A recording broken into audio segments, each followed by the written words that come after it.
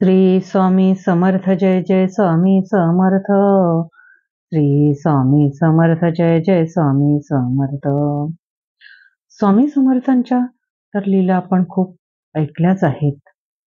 आता आपण असं एक काहीतरी पाहूया की जेणेकरून आपल्याला स्वयंपाकघरामध्ये चुका खूप करतो आपण, त्यामुळे काय तोटे होतात त्याचं आपण बघूया आज. स्वयंपाकघरात ही चूक अजिबात करू नका आणि त्यामुळे संपूर्ण घर उद्ध्वस्त होऊ शकते.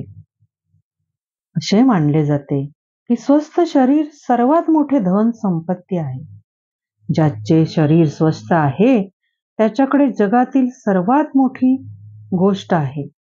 कारण तुम्ही पैसे कमवू शकता, पण पैसे देऊन स्वस्थ मिळू शकत नाही. त्यामुळे आपल्या शास्त्रामध्ये सांगितले आहे, आरोग्यम धनसंपदा.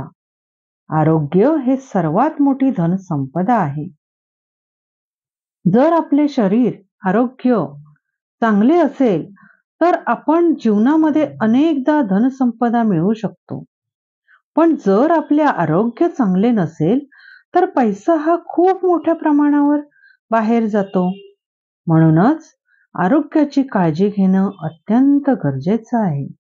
जर तुमचा स्वयंपाक घरामध्ये या चुका होत असतील तर अत्यंत चांगले आहे.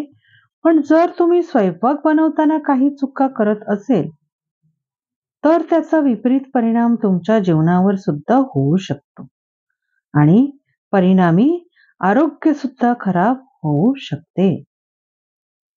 माता अन्नपूर्णा ही अन्न देवता मानली जाते. जर आपल्यावर माता अन्नपूर्णाची कृपा दृष्टी असेल तर आपल्या जीवनामध्ये कधीच धान्याची कमतरता भासत नाही. आपल्या जीवनामध्ये नेहमी प्रगती होत असते व आपले स्वयंपाकघर सुद्धा नेहमी आनंदाने भरले असते. या उलट जर आपल्या हातातून स्वयंपाकघरामध्ये काही विशिष्ट चुका होत असतील तर माता अन्नपूर्णा आपल्यावर रागवते आणि त्याचा विपरीत परिणाम आपल्या जीवनावर सुद्धा होऊ शकतो. गरिबी, निर्धनता येणे, अन्नधान्याची कमतरता राहते. या चुका नेमक्या कोणत्या आहेत ज्याच्यामुळे माता अन्नपूर्णा आपल्यावर नाराज होते? महिलांच्या या चुकीमुळे घरामध्ये आजारपण, गरिबी निर्माण होते. आपल्या स्वयंपाकघरामध्ये अप्रत्यक्षरित्या किंवा प्रत्यक्षरित्या माता अन्नपूर्णा वास करत असते. परंतु आपल्या घरातील महिला स्वयंपाकघरामध्ये प्रवेश करण्यापूर्वी आंघोळ करत नाही. सकाळी उठल्यानंतर आंघोळ करणे शुभ असते. अनेक जण आंघोळ न करता जेवण बनवतात. अनेकदा सकाळी घाई गडबडीमध्ये घरातील अन्य सदस्यांना डब्बे बनवण्यासाठी महिला आंघोळ न करता स्वयंपाकघरामध्ये प्रवेश करतात आणि स्वयंपाक बनवताना असे अस्वच्छरित्या स्वयंपाक बनवल्यामुळे माता अन्नपूर्णा आपल्यावर क्रोधित होते. पण यामुळे घरात खाणारी व्यक्ती देखील जीवनात सफलता मिळवत नाही. त्याच्यावर वाईट प्रभाव पडतो. त्यामुळे ही चूक करू नये. नेहमी आंघोळ केल्यानंतरच स्वयंपाक घरात प्रवेश करावा. यामुळे माता अन्नपूर्णा आपल्यावर प्रसन्न होते.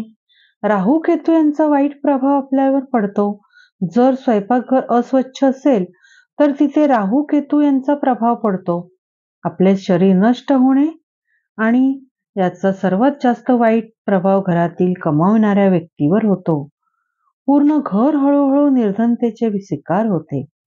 त्यामुळे स्वयंपाकघर नेहमी स्वच्छ असावे. तसेच रात्री झोपताना देखील घरातील स्वयंपाकघराची